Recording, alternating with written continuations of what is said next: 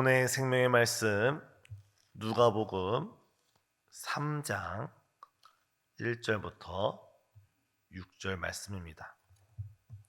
디베르 황제가 통치한 지 15세에 곧 본디오 빌라도가 유대의 총독으로 헤롯이 갈릴리의 분봉왕으로 그 동생 빌립이 이두레와 드라고니 지방의 분봉왕으로 루사니아가 아빌리네의 분봉왕으로 안나스와 가야바가 대제사장을 있을 때에 하나님의 말씀이 빈들에서 사가랴의 아들 요한에게 임한지라.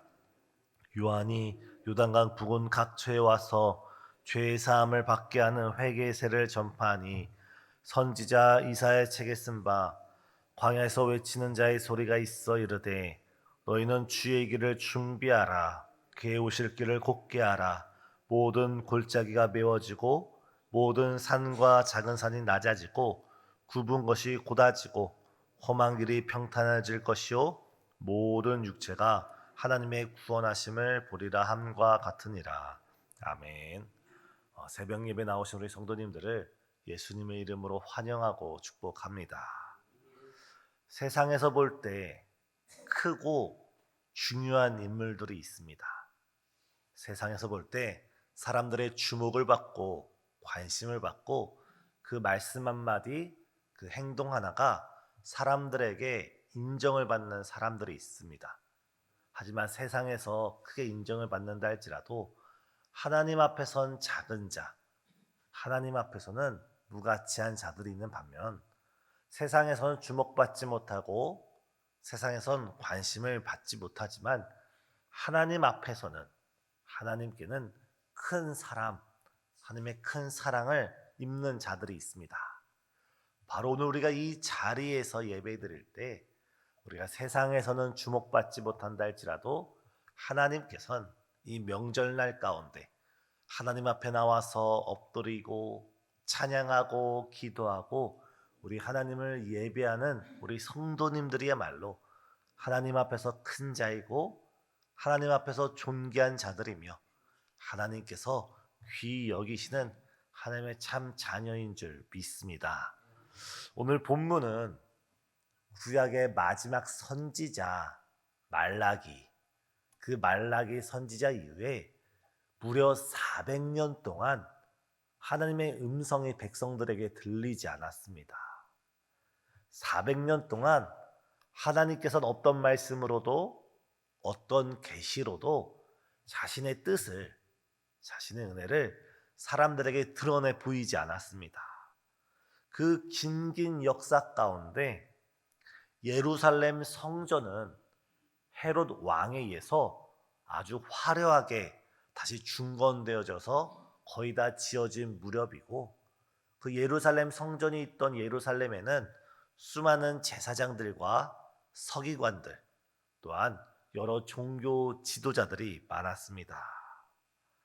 겉으로 보기에는 그들은 하나님과 아주 가까웠던 자들이고 하나님의 말씀을 늘 곁에 두었던 자들이지만 정작 그들에겐 하나님께서는 어떠한 말씀도 하시지 않았다는 것입니다.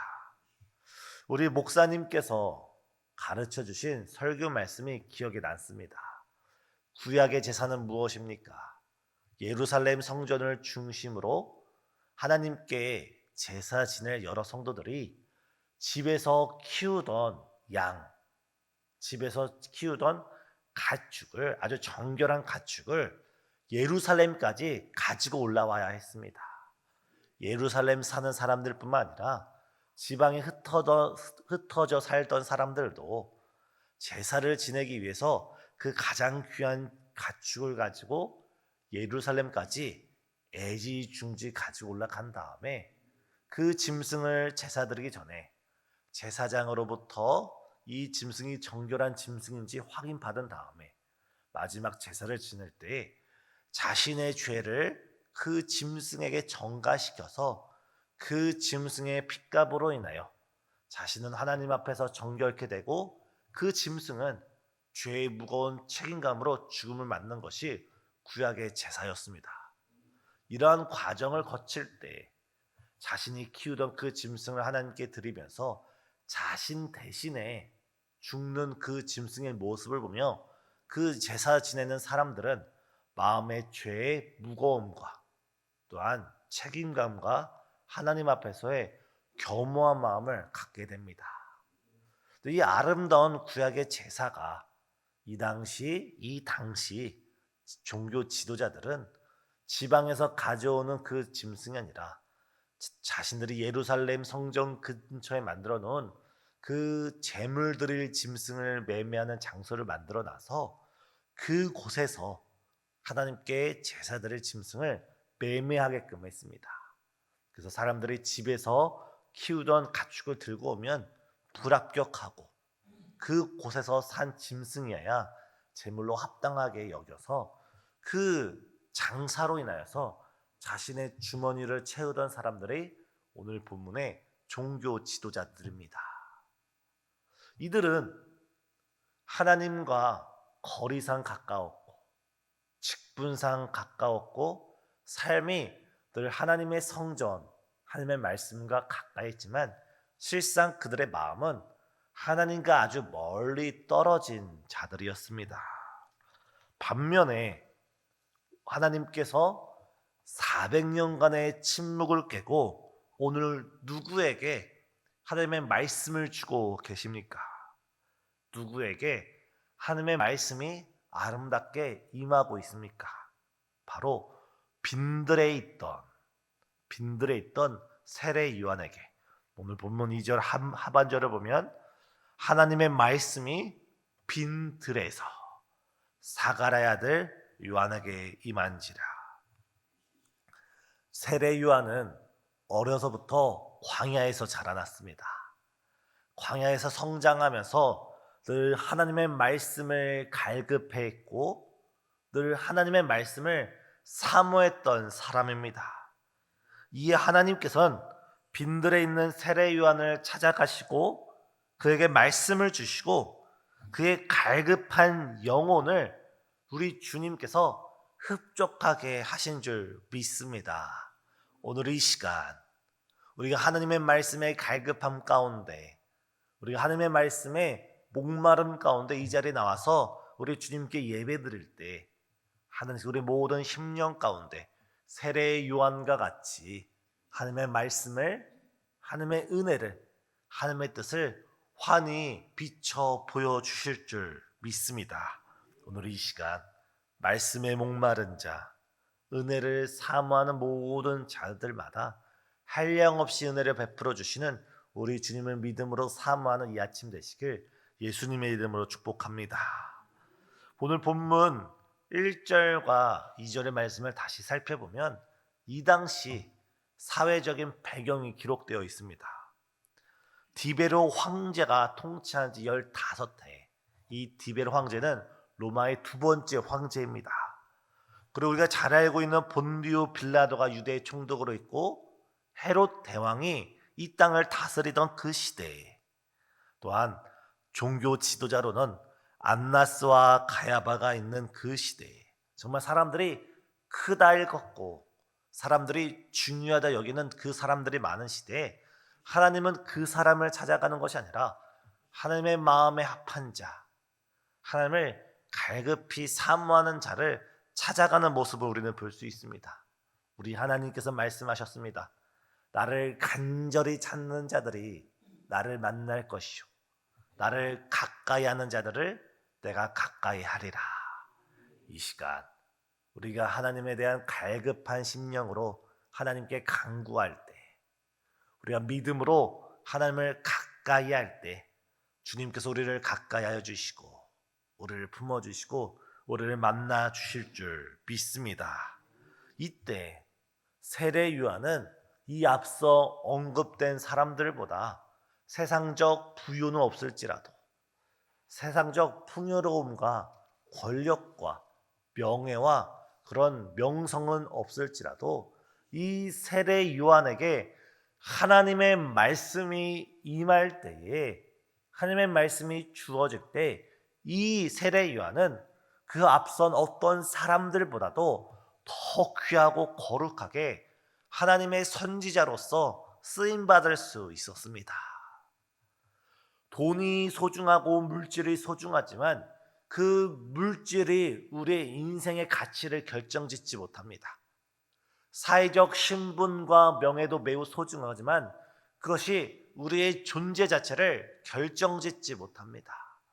우리가 비록 사회적으로는 물질이 없고 명예가 없고 신분이 낮고 천하다 할지라도 하나님의 성령께서 우리 마음 가운데 내주하시고 우리가 날마다 하나님의 인도하심 가운데 하나님의 말씀에 순종하면서 주의 뜻을 이루어가는 그런 하나님의 기쁨이 되는 하나님의 자녀들이라면 바로 우리의 삶이 세상에서는 주목받지 못한다 할지라도 하나님께는 오늘 본문에 앞서는 황제와 총독과 여러 지도자들보다 세례 요한이 더 귀하다 말씀하시는 그 하나님의 말씀처럼 하나님께서 오늘 우리를 가장 귀하고 거룩하게 여겨주시는 줄 믿습니다. 오늘 이 아침 하나님 앞에 예배드리는 우리의 마음의 자세가 하나님께서 세상 그 누구보다도 미국의 트럼프보다도 우리나라의 대통령보다도 하나님 앞에 머리 조아리며 기도하는 우리를 하나님께서 더 귀하다 여겨주시는 그 거룩한 믿음을 가지시고 하나님께 기쁨과 감사함으로 나아가는 우리 모든 성도님 되시길 간절히 소망합니다. 하나님은 오늘도 세상을 주관하고 계시고 오늘도 우리나라를 통치하고 계십니다. 우리 눈에는 세상의 여러 지도자들로 인하여서 세상이 운영되는 것처럼 보일지라도 실상은 하나님께서 운행하고 계시고 하나님께서 통치하고 계십니다. 그런데 어떻게 통치합니까?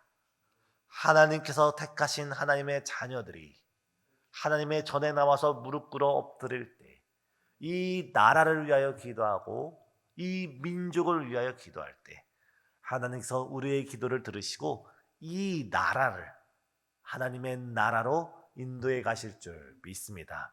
이 시간 가운데 하나님께서 우리의 기도를 통하여 이 나라를 지키시고 보호하신다는 그 거룩한 믿음을 가지시고 나라를 위해서 민족을 위해서 더욱이 이 나라와 민족이 하나님만을 섬기는 거룩한 나라가 되게 해달라고 함께 기도해 주시는 저와 우리 성도님 되시길 간절히 소망합니다. 오늘 세례 요한이 빈들에 있습니다. 이 빈들은 다른 말로 하면 광야라고 볼 수가 있습니다. 이 광야란 곳은 낮에는 기온이 40도, 50도까지 매우 덥게 올라가는 지역이고 밤만 되면 영하로 떨어지는 그런 날씨입니다. 오늘날보다 지금 이 가을철보다 일교차가 더 심한 그런 곳이 그 척박한 광야입니다. 또한 그 곳에는 먹을 음식도 넉넉지 못하고 마실 물도 거의 없으며 맹수와 맹독을 지닌 곤충과 뱀들이 즐비한 곳이 이 광야입니다. 이 광야에서는 하루하루 살아가는 것이 매우 곤욕이고 어렵습니다. 하지만 유대인들은 이 광야라는 이 말뜻에 하나님의 말씀이 들려오는 곳, 하나님의 말씀이 함께하는 곳으로 이 광야라는 의미를 넣었습니다. 우리가 생각할 때 광야하면 사막, 물이 없는 곳, 음식이 없는 곳, 생활이 척박한 곳으로 우리는 생각하지만 유대인들이 광야라는 단어를 생각할 때는 그것은 척박한 땅이지만 동시에 하나님의 말씀이 있는 곳이라는 의미가 포함되어 있습니다. 지금 우리 인생에 광야의 시기를 보내고 있는 성도님이 계십니까? 물질의 광야를 보내고 계시고 건강의 연약함이라는 광야를 보내고 계시고 생활의 어려움이라는 여러 기도 제목이라는 광야를 지내고 있는 우리 성도님, 우리가 그 광야 가운데서 하나님을 사모하고 하나님의 말씀을 갈급해하며 하나님께 기도로 가까이 나갈 때 하나님께서 그 광야길을 걷고 있는 우리에게 하나님의 말씀, 성령으로 주의 뜻을 나타내 보여주실 줄 믿습니다. 다윗과 사울 왕의 결정적인 차이가 무엇입니까? 다윗과 사울은 둘 다 하나님의 왕으로 기름 부음을 받았지만 사울에겐 광야의 시간이 없었습니다. 그리하여서 그는 처음에는 화려하게 시작됐지만 끝은 비참하게 끝나고 말았습니다. 하지만 다윗은 그의 인생 중간중간에 광야의 시기가 있었고 그 시기마다 다윗은 하나님 앞에 엎드리면서 그의 신앙의 중심을 지킬 수가 있었습니다. 오늘 우리가 겪고 있는 그 광야가 지금은 우리를 힘들게 하고 어렵게 하는 그 광야일 수도 있을지라도 그 광야를 통하여서 하나님께서 우리의 신앙을 더욱더 정금같이 만드시고 우리의 삶을 더욱더 축복으로 인도해 가시는 정말 놀라운 축복을 기대하면서 오늘 광야 가운데 하나님께 더 뜨겁게 부르짖고 하나님께 더 갈급하게 기도드리는 우리 모두가 되길 예수님의 이름으로 축복합니다. 그리할 때 하나님께서는 그 광야 한가운데 있는 우리일지라도 우리 마음에 하나님의 크신 긍휼과 은혜로서 우리 마음을 충만케 하여 주시고 우리 삶을 승리로 인도해 주실 줄 믿습니다. 이 아침 정말 우리가 겪고 있는 그 어려운 광야 가운데 여전히 우리와 함께하고 계시고 우리의 말씀을 주시는 그 주님을 붙드시는 우리 성도님 되시길 예수님의 이름으로 축복합니다. 기도하시겠습니다. 사랑과 은혜가 충만하신 하나님, 이 명절날 가운데 하나님을 사랑하고 하나님을 가까이 하며 또한 하나님에 대한 목마름과 갈급함으로 나온 주의 거룩한 백성들 가운데 하나님께서 하나님의 크신 은혜와 긍휼과 사랑으로 충만케 하여 주시옵소서. 지금 물질적 어려움을 겪는 자들에게 생활의 넉넉함을 허락하여 주시옵고 육신의 문제로 인하여서 가족의 수많은 육신의 문제로서 기도드리는 모든 성도님들과 가정마다 주님의 치유와 회복의 역사를 나타내 보여주시옵고 크고 작은 삶의 문제 가운데 갈급한 마음으로 주 앞에 나온 모든 심령마다 이 시간 한량 없이 부어지는 주의 은혜의 역사 있도록 은혜 베풀어 주시옵소서. 무엇보다 이 시간 주 앞에 나올 때 빈손으로 나오지 아니하며 귀한 예물 주 앞에 성별하여 드리는 귀한 손길이 있사오니 주님 이 예물 가운데 주께서 크신 은혜를 베풀어 주시사 하늘의 기름짐과 땅의 놀라운 축복으로 역사하여 주시옵고 이 시간 현장 예배 가운데서 또한 영상 예배 가운데서 예배드린 모든 성도님들의 삶을 주께서 주장하여 주시옵소서. 이번 명절 가운데 우리 신생중앙교회 교족부에 등록된 모든 성도님의 삶을 주께서 주관하여 주옵시기를 우리 주 예수 그리스도의 이름으로 간절히 기도드려옵나이다. 아멘.